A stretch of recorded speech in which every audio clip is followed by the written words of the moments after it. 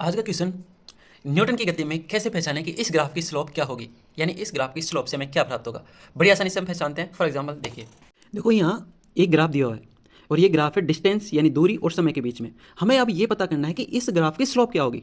देखो स्लोप को सबसे पहले समझने के लिए जरूरी है कि भाई जो यहाँ पर देखो ये वाई अक्स है, राइट, और ये एक्स अक्स है, तो आप वाई बटा एक्स होता है स्लोप।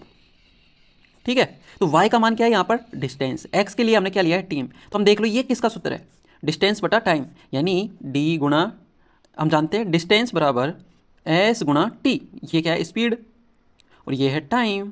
तो यानी मैं d बटा अगर t कर दूँ तो मुझे क्या प्राप्त होगा, मुझे प्राप्त होगा स्पीड, यानी स्पीड। इसलिए डिस्टेंस और टाइम जो ग्राफ होता है उसकी स्लोप आती है चाल, यानी स्पीड। वैसे ही हम एक और चीज़ करते हैं। अब देखो अगला ग्राफ है ये।